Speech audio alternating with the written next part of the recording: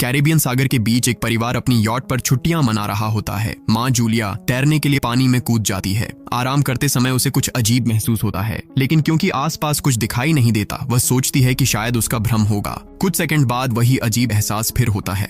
इस बार भी कुछ नजर नहीं आता, लेकिन अब वह घबरा जाती है और यॉट की तरफ तैरना शुरू करती है। तभी अचानक कोई उसकी टांग खींचने लगता है और वह मदद के लिए जोर जोर से चिल्लाने लगती है। उसकी बेटी कैसी हेडफोन लगाकर म्यूजिक सुन रही होती है, इसलिए उसे कुछ सुनाई नहीं देता। पति टॉम और बेटा बेन मछली पकड़ने में व्यस्त होते हैं। जूलिया पानी के ऊपर टिकने की कोशिश करती है, लेकिन मुंह में पानी जाने की वजह से चिल्लाना मुश्किल हो जाता है। थोड़ी देर बाद टॉम को एहसास होता है कि काफी देर से उसने जूलिया को नहीं देखा। वह यॉट पर उसे ढूंढता है और फिर अपनी पत्नी को खतरे में देख लेता है। वह बच्चों को बुलाता है, यॉट को उस तरफ ले जाता है और पानी में कूद जाता है।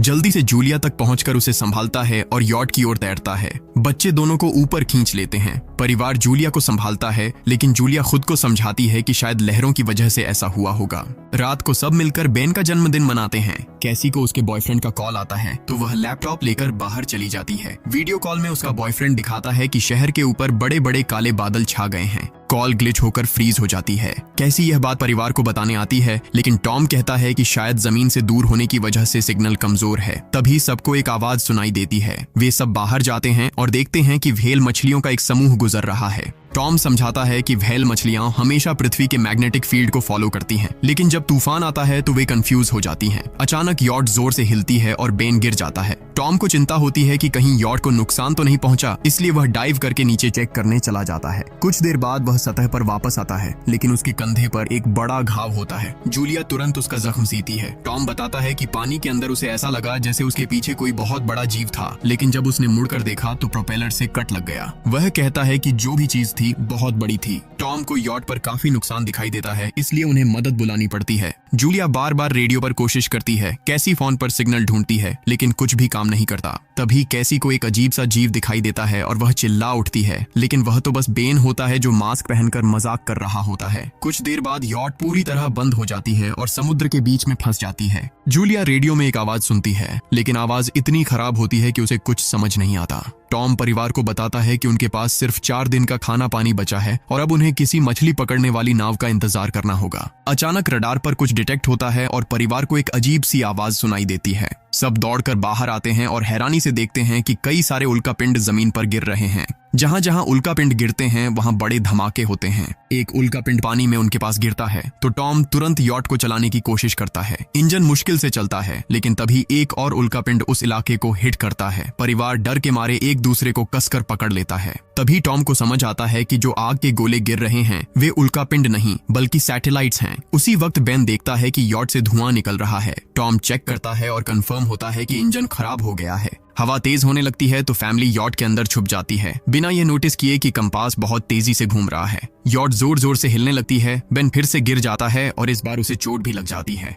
लहरें तेजी से यॉट से टकरा रही होती हैं। टॉम स्ट्रगल करके बाहर जाता है और लाइफ जैकेट्स लेकर आता है। तभी पावर चली जाती है। टॉम तुरंत पावर बॉक्स का बटन प्रेस करता है और लाइट वापस आ जाती है। उस वक्त बेन नोटिस करता है कि जूलिया की नाक से खून बह रहा है। जूलिया को चक्कर आने लगते हैं, जबकि कैसी सिंक पर जाकर उल्टी कर देती है। टॉम रेडियो ट्राई करता रहता है पर सिग्नल नहीं मिलता। अचानक एक तेज हाई पिच्ड नॉइज आती है और हवा और भी स्ट्रॉन्ग हो जाती है। जूलिया दरवाजे बंद करने की कोशिश करती है, पर एक हैच खुल जाता है और हवा खिड़कियां तोड़ने लगती है। टॉम एक फ्लेयर जलाता है और थोड़ी देर बाद अंधेरा छा जाता है। अगली सुबह फैमिली शॉक में उठती है कि वो स्टॉर्म से बच गए हैं, लेकिन यॉट आधी तबाह हो गई होती है। जब वो बाहर आते हैं तो देखते हैं कि समुद्र का पानी गायब हो गया है और यॉट अब जमीन पर अटकी है। सब ये देखकर शॉक में आ जाते हैं। कैसी सिग्नल चेक करती है पर नेटवर्क बिल्कुल डाउन होता है। बेन 2 मरे हुए केकड़ों से खेलने लगता है। टॉम कंपास चेक करता है और देखता है कि वो उल्टा हो गया है। ये आखिरी बार 7 लाख साल पहले हुआ था। कैसी को लगता है कि उसका बॉयफ्रेंड मर गया होगा और वो टूट जाती है। जब जूलिया उसे समझाने आती है तो कैसी उसे दूर कर देती है और छुपने चली जाती है। जूलिया और टॉम बची हुई सप्लाईज देखते हैं। बेन अपने बर्थडे बलून्स एक पत्थर से बांध देता है ताकि शायद कोई बचा हुआ सर्वाइवर देख ले। टॉम फिर रेडियो ट्राई करता है और इस बार एक आदमी से कनेक्शन हो जाता है। उसका नाम नाव होता है और वो एक सबमरीन का कैप्टन होता है। उसकी सबमरीन भी लैंड पर अटक गई है। वो कंफर्म करता है कि मैग्नेटिक पोल्स रिवर्स हो गए हैं, इसलिए ओशन पीछे हट गया है और जमीन डूब गई है। वो कहता है कि उसने अभी तक और सर्वाइवर्स नहीं देखे और कम्युनिकेशन सिस्टम्स बिल्कुल डाउन हो गए हैं। वो मजीद ये भी कहता है कि पोल्स फिर रिवर्स होंगे और शायद एक हफ्ते में समुंदर वापस आ जाएगा। वो फैमिली को वार्न करता है कि जितना हो सके ऊंची जगह चढ़ जाओ, क्योंकि जब पानी वापस आएगा तो वो बहुत खतरनाक होगा। वो बोलता है उसका पार्टनर क्रैश में मारा गया और सबमरीन में बस 3 लोगों की ही जगह है। जूलिया और टॉम उससे कहते हैं कि प्लीज हमारे बच्चों को बचा लो। वो उन्हें अपने कोऑर्डिनेट्स दे देता है। टॉम कैलकुलेट करता है कि सबमरीन तक पहुंचने में 2-3 दिन लगेंगे। वो फैमिली से कहता है आज रात अच्छे से आराम कर लो, कल सुबह हम निकलेंगे। अगली सुबह फैमिली सामान पैक कर रही होती है, तभी टॉम को पास में कुछ हिलता हुआ दिखता है। वो एक लंगड़ा आदमी होता है जिसके हाथ में हार्पून होती है और साथ में एक कुत्ता लगातार भौंक रहा होता है। टॉम उसके पास जाता है और उसे पानी की बोतल देता है, लेकिन वो आदमी कुछ ऐसी भाषा में बोलता है जो टॉम समझ नहीं पाता। पानी पीने के बाद वो अजनबी अचानक टॉम के सिर पर बोतल मारता है और चेहरे पर जोर का लात मार देता है। जूलिया डर के मारे भागती है, लेकिन तब तक देर हो चुकी होती है। वो आदमी टॉम के पेट में हार्पून घुसा चुका होता है। टॉम कुछ पल तक तड़पता है और फिर वो उसकी गर्दन भी काट देता है। फिर वो आदमी जूलिया के पीछे भागता है और उस पर हार्पून फेंकता है, जिससे उसके कंधे में चोट लग जाती है। जूलिया दर्द सहते हुए यॉट के अंदर भागती है और बच्चों को बोलती है कि छुप जाओ। वो दरवाजा लॉक कर देती है। कैसी और बेन सोफे के अंदर घुस जाते हैं। जूलिया उन्हें फ्लेयर गन पकड़ाती है और खुद एक चाकू लेकर बाथरूम में छुप जाती है। वो आदमी दरवाजे पर जोर जोर से धक्के मारता है और आखिर अंदर घुस ही जाता है। पहले वो थोड़ा खाना उठाता है और फिर यॉट में इधर उधर ढूंढने लगता है, फिर बाथरूम की तरफ जाता है, लेकिन जूलिया समझदारी से एक छोटे छेद से बाहर निकल जाती है। वो आदमी सोचता है कि जूलिया भाग गई, लेकिन जैसे ही वो धीरे से निकलने लगती है, उसका कुत्ता उसे देख लेता है और भौंकने लगता है। कुत्ता उस पर झपटता है तो जूलिया चाकू से उसे मार देती है। कुत्ते की चीख सुनकर वो आदमी बाहर आता है और अपने कुत्ते की लाश देखकर आग बबूला हो जाता है। इस बीच जूलिया यॉट के दूसरे साइड से अंदर जाने की कोशिश करती है। वो ऊपर चढ़कर टूटी हुई खिड़की से अंदर घुसने लगती है, लेकिन वो आदमी पहले ही वहां पहुंच जाता है। वो उसे पकड़कर जोर से मुक्का मारता है, जिससे वो नीचे गिर जाती है। जूलिया फर्नीचर पकड़कर बचने की कोशिश करती है, लेकिन वो आदमी उसे लात मारकर दूर फेंक देता है। फिर वो उसकी कलाई पर पैर रख देता है ताकि वो चाकू छोड़ दे, और फिर उसके बाल पकड़कर उसका चेहरा जमीन पर दे मारता है और सोफे पर फेंक कर उसका गला दबाने लगता है। बच्चे ये सब कुछ देख रहे होते हैं। कैसी बाहर निकलकर फ्लेयर गन चलाती है जो सीधा उस आदमी को लगती है। वो जल उठता है और यॉट में आग फैलने लगती है। बच्चे तुरंत भाग जाते हैं, लेकिन जूलिया वापस आती है। वो उसे एक किक मारकर गिराती है, मैप और बैग उठाती है और वहां से भाग जाती है।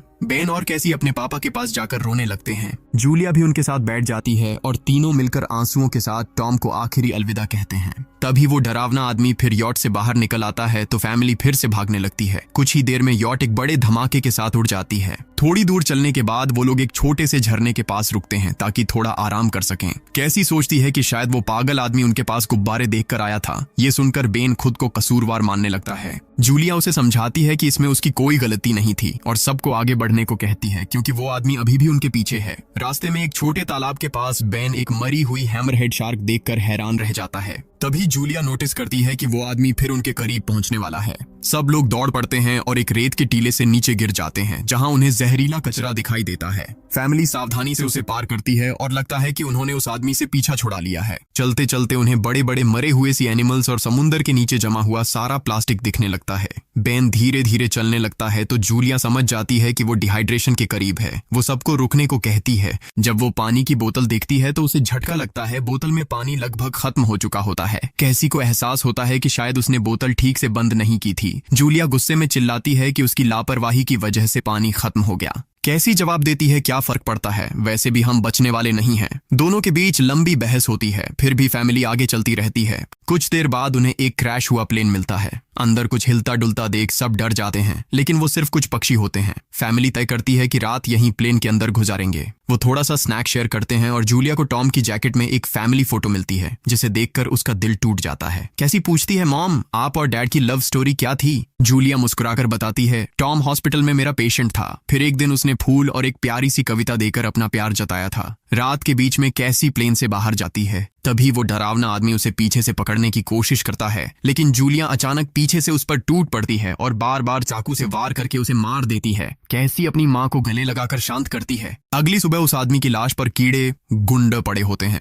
फैमिली नोटिस करती है कि उसके शरीर पर कई काटने के निशान हैं, मतलब इस एरिया में कोई खतरनाक जीव छिपा हुआ है। जैसे ही वो लोग वहां से निकलते हैं, केकड़े उसके मुंह से बाहर निकल आते हैं। कुछ घंटों बाद जूलिया और कैसी मैप देख रही होती हैं, लेकिन बेन धीरे से आगे निकल जाता है। जूलिया चिल्लाती है, रुक जाओ, लेकिन बेन एक तालाब में झुककर पानी पीने लगता है। जूलिया तुरंत उसे खींचकर बाहर निकालती है और समझाती है कि अनजान पानी उसे बीमार कर सकता है। धूप बहुत तेज हो जाती है तो फैमिली अपने सिर कपड़ों से ढक लेती है। बेन को चक्कर आने लगते हैं। तभी उन्हें कुछ पुराने कुर्सियां मिलती हैं और जूलिया कैसी उनसे एक टेम्पररी शेल्टर बना लेती हैं। जूलिया बेन को इंजेक्शन लगाती है और तय करती है कि वो रात वहीं बिताएंगे। सुबह जूलिया एक अजीब सी आवाज सुनकर उठती है। बाहर जाकर देखती है तो क्रैब्स का एक बड़ा झुंड उनकी तरफ आ रहा होता है। वो तुरंत बच्चों को उठाती है और तीनों भागना शुरू कर देते हैं। भागते भागते उन्हें एक बड़ा कार्गो शिप दिखाई देता है। वहां 3 क्रू मेंबर्स जिंदा होते हैं। एक औरत उनकी मदद करना चाहती है लेकिन बाकी 2 आदमी मना कर देते हैं और तीनों फैमिली को बाहर छोड़कर कंटेनर लॉक कर लेते हैं। क्रैब्स पास आ जाते हैं। जूलिया बच्चों को कंटेनर के ऊपर चढ़ाती है। खुद जब चढ़ने लगती है तो क्रैब्स उसके पैर को जोर से काट लेते हैं। बच्चे उसे खींचकर ऊपर चढ़ाते हैं, नहीं तो वो नीचे गिर जाती। कंटेनर के एक छेद से आधे क्रैब्स अंदर घुस जाते हैं। क्रू मेंबर्स फायरिंग शुरू करते हैं लेकिन क्रैब्स उन पर हावी हो जाते हैं और दोनों को मार डालते हैं। आखिरी आदमी छत के होल तक पहुंचता है लेकिन क्रैब्स उसे भी नीचे खींच लेते हैं और वो भी मर जाता है।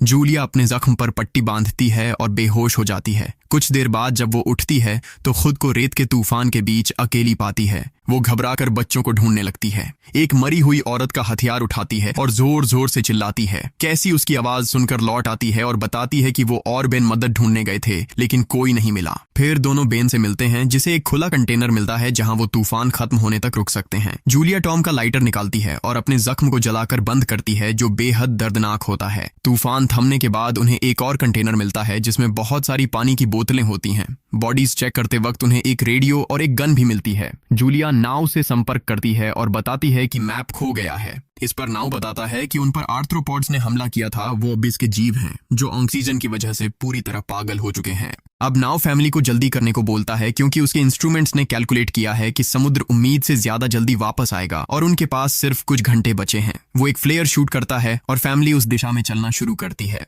लंबी वॉक के बाद फैमिली को एक टूटा हुआ टॉयलेट मिलता है जिसमें बेन पेशाब करता है। अब वो लोग आखिरकार सबमरीन को पास ही देख लेते हैं लेकिन वहां पहुंचने के लिए उन्हें एक बड़ा चट्टानी रास्ता पार करना होगा। जैसे ही वो रास्ते से गुजरते हैं दीवारें हिलने लगती हैं और पत्थर गिरने लगते हैं जिससे एक भयानक रॉक स्लाइड हो जाता है। जूलिया तुरंत अपने बच्चों को साइड में धक्का देती है और खुद भी पीछे हट जाती है ताकि कुचली न जाए। अब एक पत्थर की दीवार उनके बीच आ गई है। जूलिया बच्चों से कहती है कि वो बिना उसके आगे बढ़ जाए लेकिन कैसी मना करती है और जोर देती है कि उसकी मां को चढ़ने की कोशिश करनी चाहिए। बहुत बहस होती है और चिल्लाने के बाद जूलिया वादा करती है कि वो बाद में अपने बच्चों को ढूंढ लेगी। मजबूर होकर कैसी अपने भाई को खींचकर आगे ले जाती है। बच्चे चट्टानी रास्ता चढ़कर सबमरीन की तरफ भागते हैं लेकिन वहां पहुंचकर देखते हैं कि नाव बाहर खून में लथपथ पड़ा है। वो समझाता है कि उसके लिए सब खत्म हो गया है और अब बच्चे सबमरीन ले सकते हैं। ये सोचकर कि एक एक्स्ट्रा जगह होगी कैसी वापस अपनी मां को ढूंढने भागती है। तभी जूलिया केकड़ों को आता देखती है और वो फायरिंग शुरू कर देती है। कुछ केकड़ों को वो मार देती है लेकिन झुंड बहुत बड़ा होता है और सबसे लड़ना मुश्किल हो जाता है।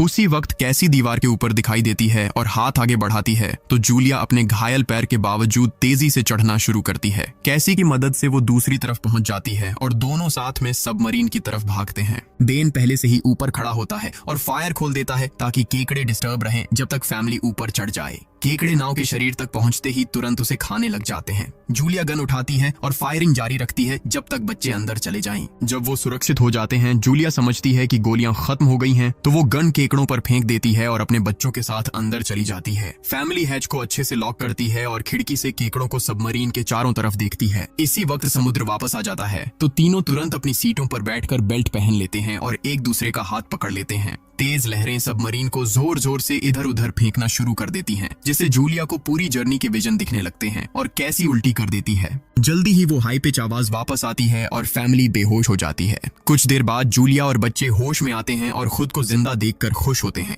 वो हैच अनलॉक करके बाहर निकलते हैं और देखते हैं कि लहरों ने सबमरीन को एक तबाह शहर में गिरा दिया है। यानी अब जिंदा रहने और नया जीवन शुरू करने की उम्मीद है। और यहीं पर फिल्म खत्म होती है। चैनल को सब्सक्राइब करना न भूलें और बेल आइकन जरूर दबाएं ताकि आपको ऐसे ही मजेदार वीडियो मिलते रहें।